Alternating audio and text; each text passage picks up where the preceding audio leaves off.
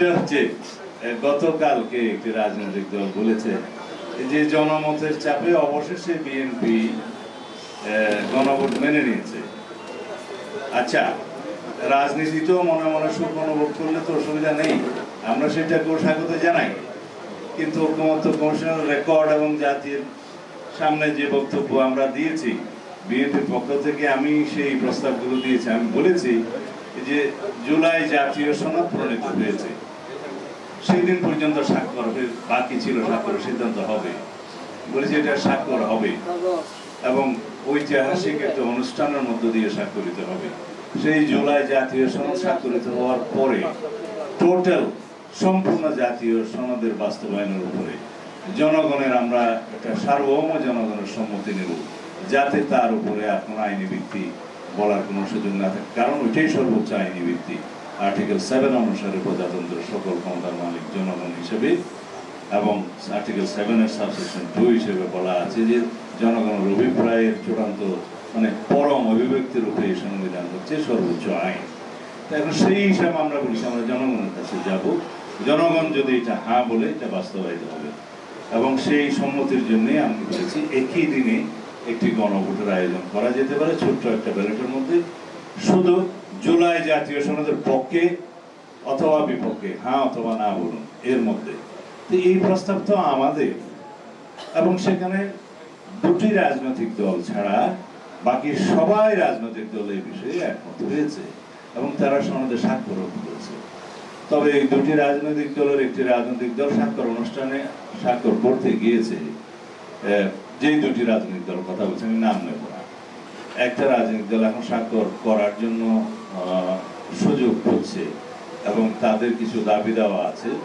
তো সেই বিষয়ে অবশ্যই আলাপ আলোচনা যে পর্যায়ে হচ্ছে হবে, আশা করি সেটা হয়তো তাদের দাবি দেওয়ার বিষয়ে একটা যৌক্তিক সমাধানও আসবে।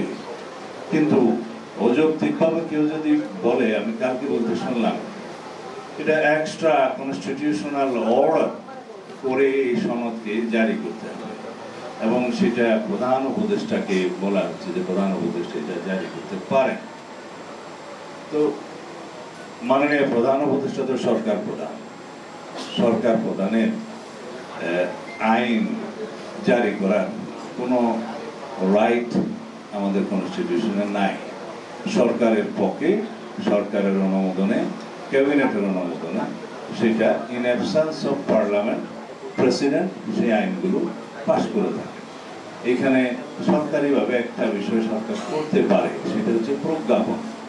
প্রজ্ঞাপনের মাধ্যমে, গেজেট নোটিফিকেশনের মাধ্যমে যদি জুলাই সনদকে খুশি হওয়ার জন্য আদেশ বলে থাকেন ঠিক আছে, কিন্তু যদি সত্যিকার ভাবে আদেশ করতে হয় সংবিধান অনুসারে আর্টিকেল 152 সংজ্ঞাতে আইন অনুসারে, আইনের সিরিয়াল হচ্ছে প্রথম সংবিধান, তারপরে হচ্ছে জাতীয় সংসদের আইন, তারপরে হচ্ছে ইন অ্যাবসেন্স অফ জাতীয় সংসদ প্রেসিডেন্টের অধ্যাদেশ, তারপরে হচ্ছে আদেশ, এরপরে বিধি বিধান প্রজ্ঞাপন ইত্যাদি। এটা আইনের সিরিয়াল।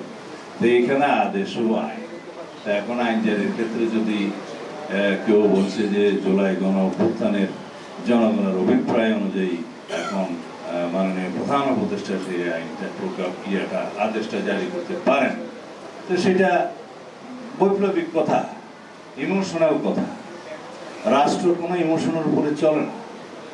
রাষ্ট্র আইন কানুন বিধি বিধান নিয়ম কানুনের মধ্য দিয়ে চলে।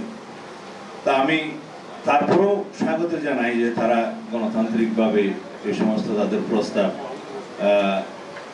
পেশ করছেন, উপযুক্ত স্থানে কথাবার্তা বলছেন। এই ডেমোক্রেটিক চর্চার জন্যই আমরা সংগ্রাম করেছি, রক্ত দিয়েছি। এই রাইট বহাল রাখার জন্য আমরা আবারও জীবন দেবো প্রয়োজন হলে, কিন্তু আলাপ আলোচনার মধ্য দিয়ে যেন আমরা রাষ্ট্রীয় স্বার্থগুলোকে দলীয় স্বার্থের ঊর্ধ্বে তুলে ধরি এবং দলীয় স্বার্থের, দলীয় রাজনৈতিক প্রস্তাবের উপরে উঠে আমরা যেন জাতীয় স্বার্থকে বহাল রাখি। এই আহ্বান আমি সকল রাজনৈতিক দলের বন্ধুদের প্রতি জানাবো, যেন আমরা রাজনীতিতে মনে মনে সুখ পাওয়ার মতো কোনো প্রস্তাব না দিই, যেন আমরা বাস্তবতার নিরিখে এবং সাংবিধানিকতাকে যেন নষ্ট না করে, যেহেতু আমরা একটা সাংবিধানিক প্রক্রিয়ার মধ্যেই আছি, নিয়মতান্ত্রিক প্রক্রিয়ার মধ্যে আছি। ভবিষ্যতে প্রশ্ন ওঠাতে পারে এবং ভবিষ্যতে আদালতে যেতে পারে সেই রকম কোনো আদেশ জারি না করে সবার মতামতের প্রেক্ষিতে বিশেষজ্ঞদের মতামত নিয়ে যেইভাবে এই প্রজ্ঞাপনটা, এই গেজেট নোটিফিকেশনটা জুলাই জাতীয় সনদের জন্য করা যায় সেভাবে করি। কারণ আমরা যেইভাবেই এই আদেশটা জারি করি না কেন, সেটা তো আলটিমেটলি গণভোটের মাধ্যমে সার্বভৌম জনগণের সম্মতি নিয়েই আইনি ভিত্তি দিতে হবে এবং বাস্তবায়ন করতে হবে। সুতরাং আগে কাগজের মধ্যে আমি প্রজ্ঞাপন লিখলাম নাকি আদেশ লিখলাম নাকি অন্য কিছু লিখলাম, এটা খুব একটা গুরুত্ব বহন করে না। কারণ এই প্রজ্ঞাপনটা যখন গেজেট নোটিফিকেশন হবে, জনগণের কাছে সেই গেজেট নোটিফিকেশনের মধ্যে লাস্টে এটা লেখা হবে যে এই প্রজ্ঞাপনটা বাস্তবায়নের জন্য গণভোটের আয়োজন করা হবে। আর গণভোটের আয়োজনের জন্য আলাদা গণভোট আইন হবে, নির্বাচন কমিশনকে ক্ষমতায়ন করা হবে, সেই আইনের মাধ্যমে তারা নির্বাচন অনুষ্ঠান করবে, গণভোট একই দিনে করবে।